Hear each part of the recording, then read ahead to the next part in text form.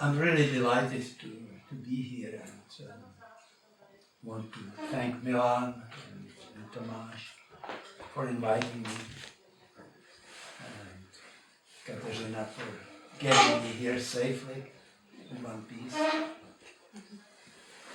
And I'm very happy to meet Kateřina and Pavel and all of you. And I think it's a special place where we are together. I think the world is really changing in us and around us. I was so touched when I came in at the end of the session, and there was a kind of a free-floating compassion and caring and love in the whole room. Something I really did not feel at Hlavní nádraží in Prague when I got on the train. And if we have time later, I would be happy to elaborate on a bold statement that the world is really changing, and I feel it the past 10 years, and it's really moving in a different direction. I think we are at the beginning of major change in paradigm and the way we view the world and perceive it. And we can get into that, but it's a long story, and I want to have enough time to share with you this, which I think is an important part of the change and part of the perspective.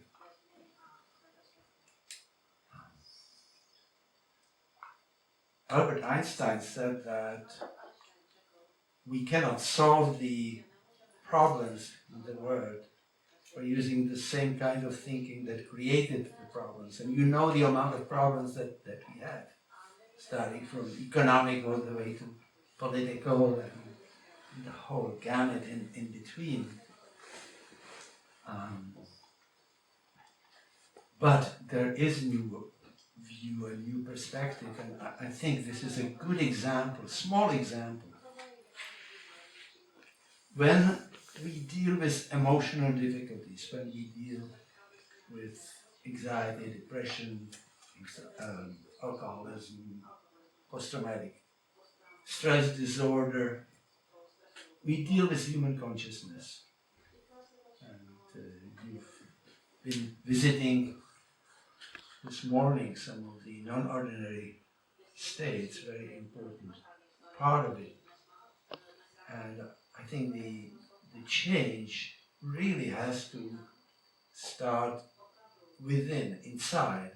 I think that's what you obviously are doing. And for that reason, I feel that this is one of the important spots in the world where that step is taking place.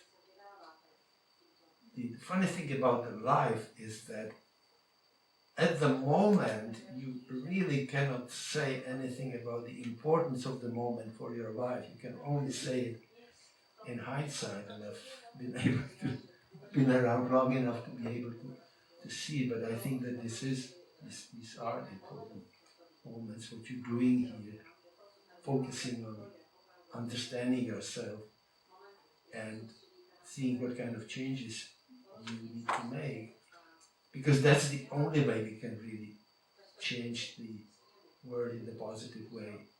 We change ourselves and see what needs to be done and how it can be done. So, let me tell you about this particular small segment of the story as to what's happening. And I'm going to start with, and I should make it very clear, this is going to be a brief visit into this story. I cannot cover it all. I think you will become clearly aware how major this story is. So the points I want to touch on today is, first of all, these near-death experiences are unusual ones. What happens is, imagine that somebody dies. For example, most common way is a heart attack. The heart stops, there's no electrical action if you check it. Breathing stops, the brain stops, there's no electrical activity in the brain. So the person is dead. Now, if that lasts for 5 or 6 minutes, you can come back. There's still enough oxygen and one can be resuscitated and come back to life. And it turns out, for example, when this happens during cardiological care, when the cardiologist is taking care of you and it happens on the table, that up to 19 to 20% of people afterwards keep talking about what they experienced, why they were clinically dead, why they were not breathing, the brain was gone, everything was stopping. And of course, some of the things that they tell, and you will see that, they were not very eager to tell everyone because they are, of course, considered crazy.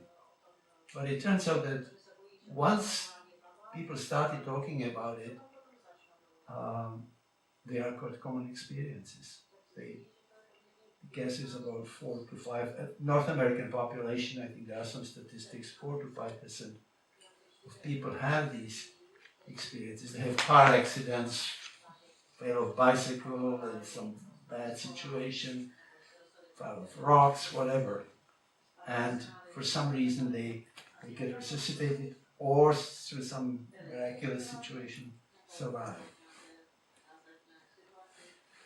And what they say, and what you will hear the examples, these are clearly not signs of mental illness. These are people who did not have any problems, don't have any problems. They may change afterwards because of the impact of what they learned during the situation. So it seems that it can happen to virtually anyone who gets into extreme situation. And it's interesting what that experience teaches the people who've gone through that, and what it teaches us who learn the story. And if we take that seriously inside, what kind of impact it has. Losing completely fear of death, not necessarily fear of dying, but certainly fear of death. Seeing differently why we are here for, what the purpose is.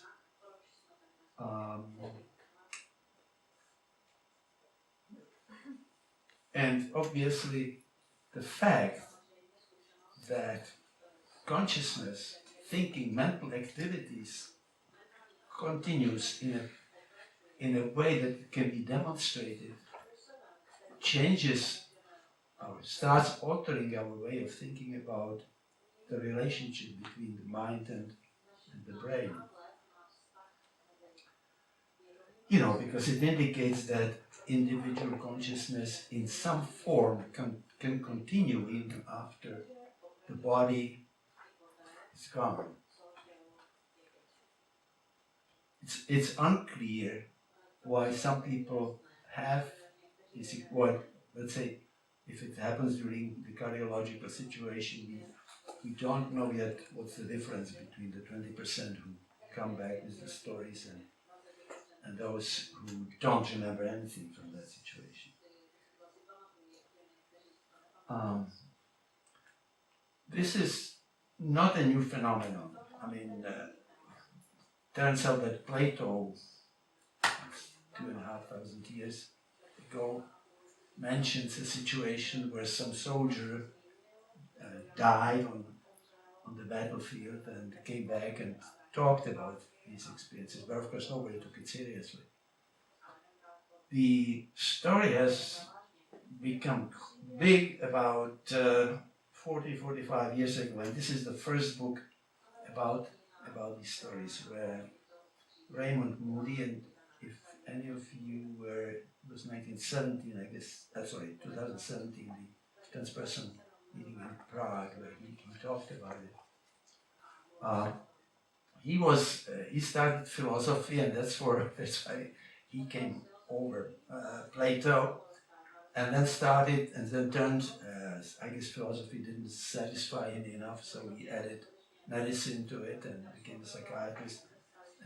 And because he knew about this, he started asking, and people started opening up.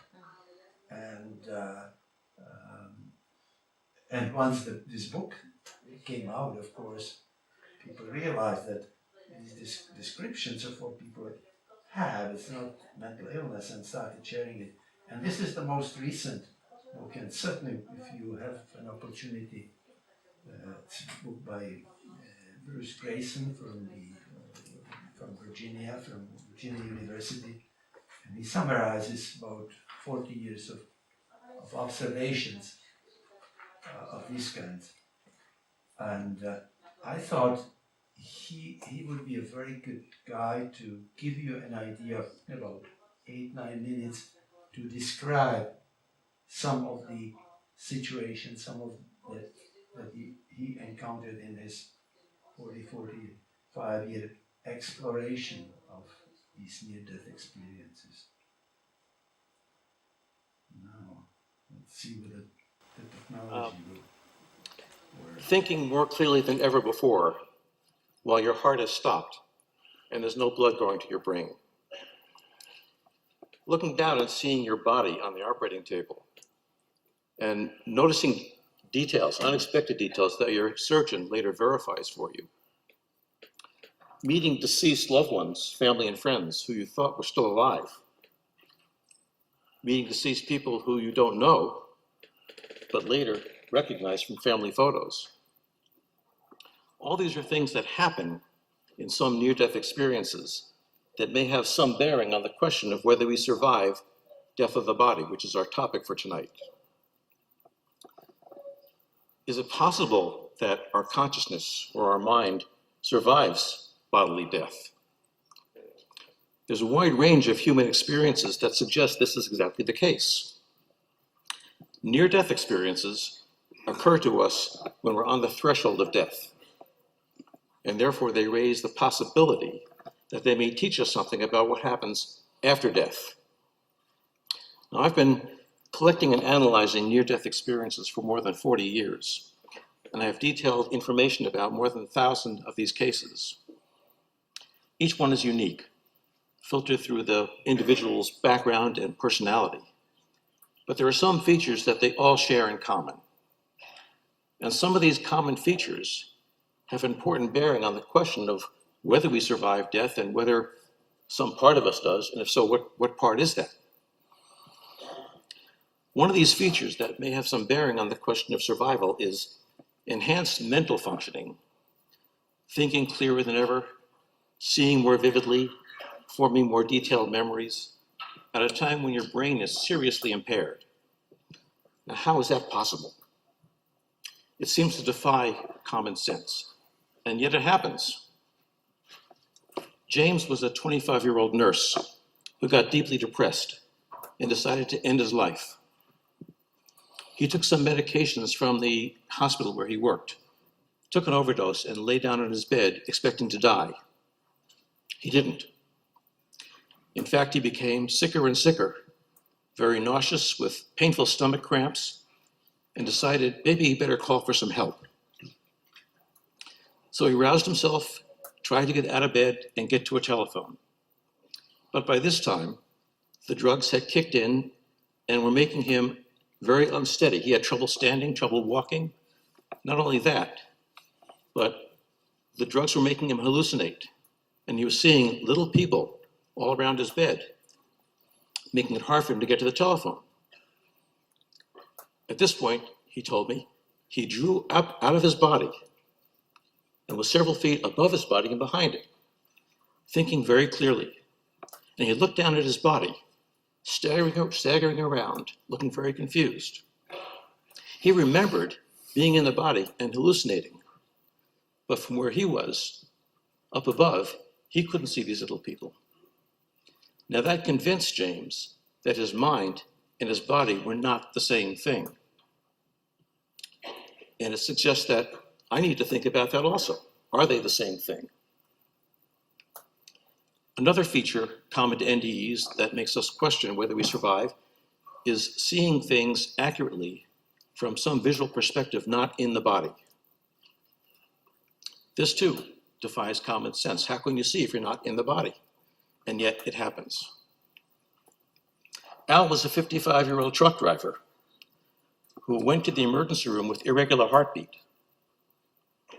In the emergency room, during diagnostic testing, his heart condition deteriorated rapidly, and he was rushed to the operating room for what eventually became quadruple bypass surgery. In the middle of this operation, he felt himself rising up out of his body and floating weightless above it. He looked down and, to his surprise, saw himself there, lying on the table, with a sheet over his body. And he saw his surgeon down there, looking very perplexed.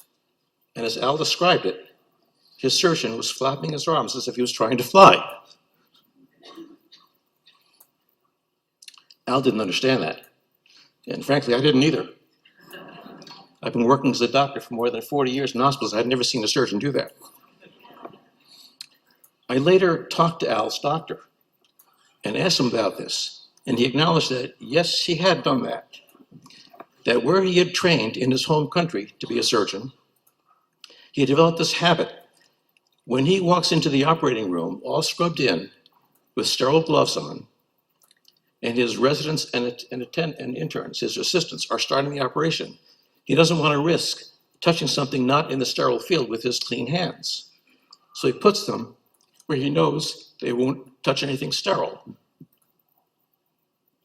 And then he instructs his interns, here, cut over there, pull back over there. So what Al thought was trying to fly was just instructing his assistants on how to do the operation. Now, how did Al know this? How could he see this? This is not an isolated case. A recent survey of more than 100 near-death experiences in which people reported seeing things from an out-of-body perspective found that more than 90% were completely accurate in what they said. Another common feature that people report in NDEs is seeing deceased friends and family. Now, many of us would expect to see deceased loved ones when we die, so that's not so surprising. But sometimes more surprising things happen. For example, people sometimes see deceased loved ones that they thought were still alive. Eddie was a 9-year-old boy who was hospitalized in a coma from meningitis. And he was in a coma for about 36 hours before his fever finally broke. His family were gathered around him by the bedside all night long. And finally, about 3 a.m., he opened his eyes and excitedly told his parents that he had just been to heaven. And he'd seen his dead grandfather and Auntie Rosa and Uncle Lorenzo. And then he said, and I also saw my sister Teresa, who told me I had to come back. Now, Teresa was his older sister who was in college in Vermont, and as far as anyone knew, was perfectly healthy. Later that morning, when his parents went home, they immediately called the college, and they found that Teresa had, in fact, been killed in a car accident just after midnight. How did Eddie know about that? Jack was a 25-year-old electrical engineer who was hospitalized with pneumonia. One day, as his young nurse, Anita, was fluffing up his pillow, she mentioned to him that this weekend was going to be her 21st birthday, and she was going to be gone for a few days, visiting her parents. Shortly after she left, Jack's condition went downhill, and he had trouble breathing. He eventually stopped breathing entirely. He then had a near-death experience in which he saw Nurse Anita. Surprised to see her there, he said, "What are you doing here?" And she said, "I've come to fluff your pillow up one more time." And I'd like you to go back and tell my parents that I love them and I'm sorry I wrecked the red sports car. When Jack recovered, he told the nurse about this experience. She started tearing up and left the room immediately. Later, Jack learned that Anita's parents had in fact surprised her with a red sports car for her birthday. And excited to try it out, she raced down the highway and crashed into a concrete barrier, dying instantly. Now, how could Jack know this? How could Eddie know this?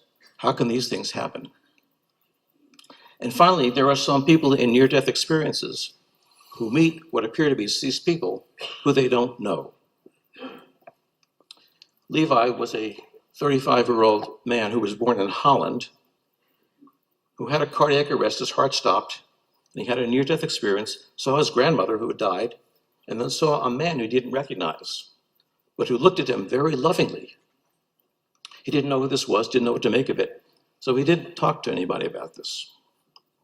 10 years later, when his mother was on her deathbed, she confessed to him that her husband, who had raised Levi as his father, was not, in fact, his biological father. Levi's biological father was, in fact, a Jewish man who had been captured by the Nazis when they came into town, taken to a concentration camp, and never seen again.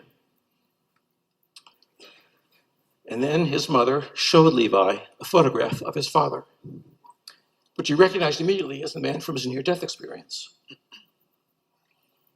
So we have in near-death experiences heightened mental thoughts when your brain isn't functioning. We have accurate perceptions from outside the body. We have meeting with deceased loved ones who you didn't know had died. We have deceased meetings with loved ones who you didn't know, period. And we don't have a good physical explanation for this. So all these things should make us think about, is there something about us that survives the bodily death? And if so, what is that thing? Marvelous. That's what I'm doing. Yeah. I think he describes very well examples of what happened. Now, there's much more to the story. That for the past 40 years, there have been more than 70 studies of near-death experience from all over the world. The best ones, of course, are studies done by cardiologists because they have the body there. They can talk to the person right afterwards. But if I could give you just a brief summary what else the people describe, I will. And it's important because the story is very consistent. It comes from different descriptions. There's about 4% of people who have a different description and actually talk about hell. And these are people who have been usually brought up in a kind of a strict very religious upbringing with God and hell, two different opposites. But that's an exception. What people, and I wanted to say one thing, why I'm stressing the consistency of the message. We are, for the first time in recent years, we are at the point in the history where the language of science, on the one hand, and the language of spirituality and religion, on the other hand, is suddenly coming together. And this could not happen before because there was always the idea, well, we have to test these unusual phenomena through physical means. But you have to, any new discipline has to have its own methods. You cannot in biology assume that you're going to just measure with tape and other technology like you do in physics. And in this area, the experiences from the invisible world, the invisible energies that are all around us here. One of the techniques, obviously, is consistency of people who experience it and come back and can describe it. That certainly is happening in this particular area. So what people say is that keep in mind that while they are there for 5 minutes of earthly time, they are in a zone that is timeless and spaceless. So you can have, I don't know whether you've ever noticed that with dreams, for example. Dreams, you start touching on that area, and sometimes you can have a dream that feels like it's been for weeks or years or decades, and it turns out to be 5 minutes because this is a different dimension. And so when the experience is complete, that usually somebody appears, a friend or mentor who's already passed on and who will help the person to continue. They are brought to what they describe as presence of some being of light. They can use, of course, some different words for that, but that's the most common description. And that your past life is played in front of you, minute after minute.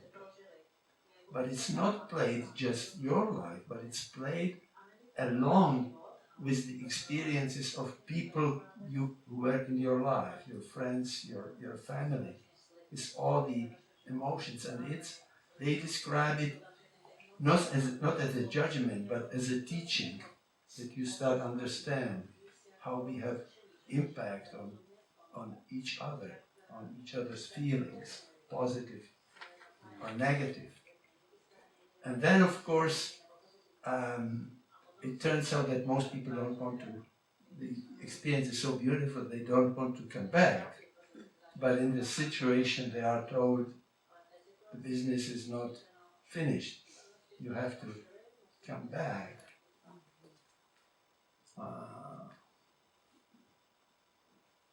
I have not checked this with my brother Stan, but I'm sure he would never object if I mentioned that. When he had stroke 3 years ago, he had the same experience, and of course, he wanted to stay, and he was told, no, your business is not finished. You have to come back. There is still more to do.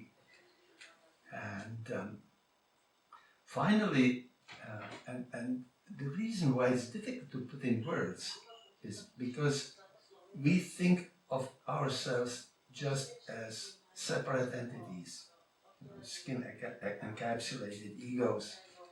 But at the other level, you are both distinct soul, but also connected with all the ocean of consciousness.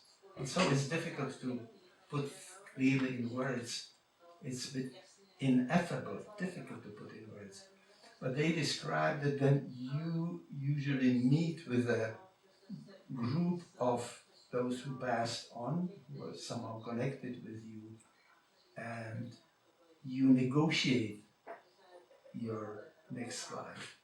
There is some kind of a co-creation of what you're gonna take on in the next incarnation. And the difficulty about that is because at that point you are not just a distinct entity but also connected with everything. But that's in a brief as possible presentation the rest of the story that people describe, and of course it raises all kinds of questions of purpose of life, what is given, what is destiny, and whether you have choice. So we can talk. We have some ideas, some information from other studies and observations about that. Essentially, these are, as I said, common experiences. It can happen to any of us, and we have kind of remote healing groups in Ottawa, and so we had some of these discussions, and in every group like this, it turns out there's at least 2 or 3 people who had near-death experience. But they often haven't talked about it to anybody else. They happen in exceptional circumstances. Some people, even physicians who experience this, seem to spend much more time than 5 minutes. Sometimes it feels it could be an element of miracle. There's a physician who had an accident, boating accident, on kayak, and it seems like she was underwater for about 15 minutes. And how is it possible? She came out. We are at the beginning of exploring these phenomena.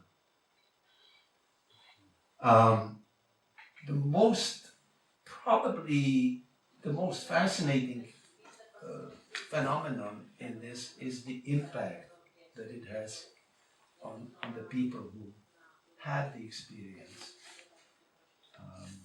As I said, they lose fear of death.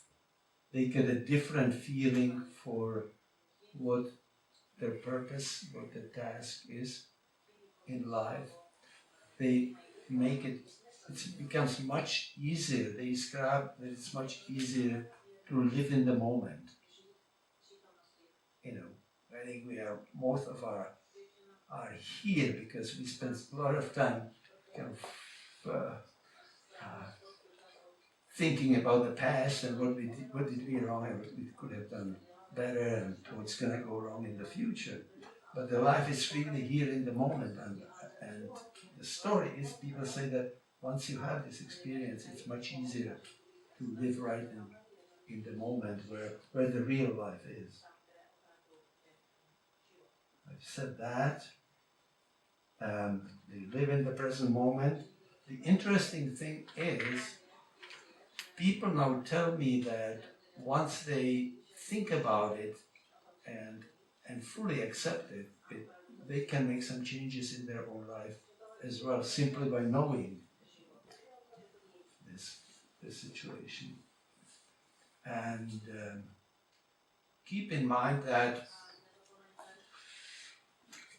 the whole thing is set up in such a way, it's like the ultimate intelligence plays kind of hide and seek with us in the same sense that we search for what's on the other side and start touching on it and believing, and of course the next thing we start doubting, well, is it, maybe I'm just making this up, maybe, because if it did not go this way, if we became very clear that this is the way it is, it would be difficult for life to continue for most population in the way it does. And it of course dramatically changes our thinking about the relationship between mind and brains, and that's something I'm spending a lot of time now exploring that, because it's interesting how these observations and experiments by cardiologists, how that fits with what we know about neurobiology and what we know about neurobiology of depression and anxiety and those conditions. And of course the question of continuity of condition after our body is gone. And we don't know who of the people who had this near-death experience, who come back with the reports and who do not. So, I think I talked long enough. Oh, maybe just last thing, let me just say what I think, what are the lessons from this, at least I would take. Human consciousness really goes on. Now, it depends how you define yourself. Do you define yourself as the body, or do you define yourself as soul, or do you define yourself as, I think one should define yourself from this, which is body and soul. We can learn about the functioning of human mind beyond the veil from these congruent reports now of thousands and thousands of people who came back. They can certainly have a profound impact on us. They can change how we live. One can become more clear about what the priorities in life really are. It certainly reduces, the experiences reduce the fear of death. Brain alone, in my opinion, based on these facts and a bunch of other facts, whether you take psi phenomena, the hugely well documented existence of telepathy, remote viewing, remote healing, some data for psychokinesis, that all suggests that there is more to human consciousness than just brain. And if you take seriously what the people come when they come back, then we in some way seem to be co-creators of our life. And my feeling is that the important lesson from this is that we are really at the beginning of a new era in exploring human consciousness. What actually is happening out there? What happens when we are one, and how the distinct entities continue functioning in some way. That all needs to be, I think, explored. We're just getting a taste of a completely new way of looking at